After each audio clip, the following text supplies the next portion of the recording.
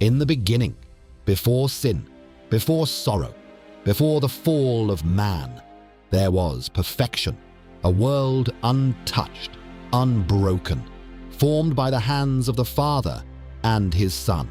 Before we continue, it's important to understand the source of this account.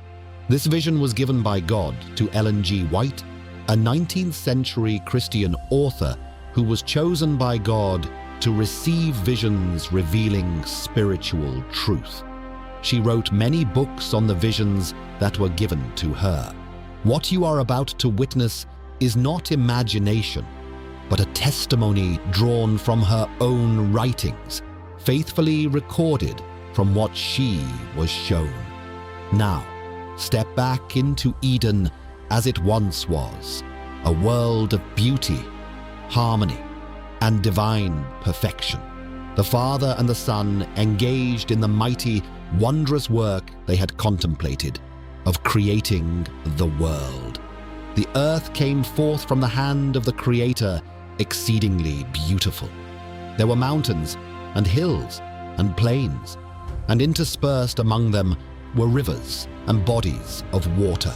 The earth was not one extensive plain, but the monotony of the scenery was broken by hills and mountains, not high and ragged as they now are, but regular and beautiful in shape. The bare, high rocks were never seen upon them, but lay beneath the surface, answering as bones to the earth. The waters were regularly dispersed. The hills, mountains, and very beautiful plains were adorned with plants and flowers and tall, majestic trees of every description, which were many times larger and much more beautiful than trees now are.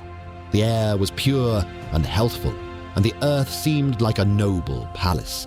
Angels beheld and rejoiced at the wonderful and beautiful works of God. After the earth was created and the beasts upon it, the Father and Son carried out their purpose, which was designed before the fall of Satan, to make man in their own image. They had wrought together in the creation of the earth and every living thing upon it. And now God says to His Son, "Let us make man in our image." As Adam came forth from the hand of his Creator, he was of noble height and of beautiful symmetry. He was more than twice as tall as men now living upon the earth, and was well proportioned. His features were perfect and beautiful. His complexion was neither white nor sallow, but ruddy, glowing with the rich tint of health. Eve was not quite as tall as Adam. Her head reached a little above his shoulders. She too was noble, perfect in symmetry, and very beautiful. This sinless pair wore no artificial garments. They were clothed with a covering of light and glory, such as the angels wear. While they lived in obedience to God, this circle of light enshrouded them.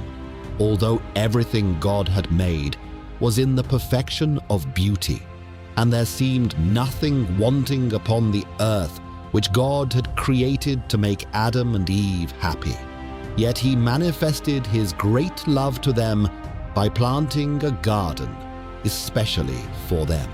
A portion of their time was to be occupied in the happy employment of dressing the garden, and a portion in receiving the visits of angels, listening to their instruction, and in happy meditation. Their labor was not wearisome, but pleasant and invigorating. This beautiful garden was to be their home, their special residence. In this garden, the Lord placed trees of every variety for usefulness and beauty. There were trees laden with luxuriant fruit, of rich fragrance, beautiful to the eye and pleasant to the taste, designed of God to be food for the holy pair. There were the lovely vines which grew upright, laden with their burden of fruit, unlike anything man has seen since the fall. The fruit was very large and of different colors, some nearly black, some purple, red, pink, and light green. This beautiful and luxuriant growth of fruit upon the branches of the vine was called grapes. They did not trail upon the ground, although not supported by trellises, but the weight of the fruit bowed them down.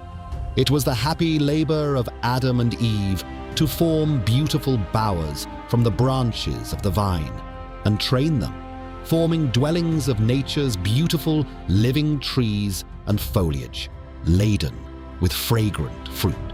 The earth was clothed with beautiful verdure, while myriads of fragrant flowers of every variety and hue sprang up in rich profusion around them.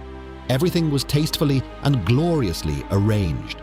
In the midst of the garden stood the tree of life, the glory of which surpassed all other trees.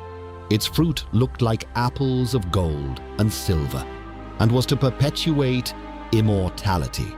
The leaves contained healing properties. Very happy were the holy pair in Eden. Unlimited control was given them over every living thing. The lion and the lamb sported together peacefully and harmlessly around them, or slumbered at their feet. Birds of every variety of color and plumage flitted among the trees and flowers, and about Adam and Eve, while their mellow-toned music echoed among the trees in sweet accord to the praises of their Creator. Adam and Eve were charmed with the beauties of their Eden home. They were delighted with the little songsters around them, wearing their bright yet graceful plumage and warbling forth their happy, cheerful music. The holy pair united with them and raised their voices in harmonious songs of love, praise, and adoration to the Father and his dear Son. For the tokens of love which surrounded them, they recognized the order and harmony of creation, which spoke of wisdom and knowledge that were infinite. Some new beauty and additional glory of their Eden home they were continually discovering, which filled their hearts with deeper love and brought from their lips expressions of gratitude and reverence to their Creator. If this journey moved you, don't let it end here. Like the video and subscribe now, because this is only the beginning of something far greater. Step into a continuing story of awe, mystery, and revelation, where each chapter reveals moments that shaped everything. In the next video, we enter the moment of temptation and the turning point that changed everything: the fall of man. Stay with it. You won't want to miss a second of what unfolds.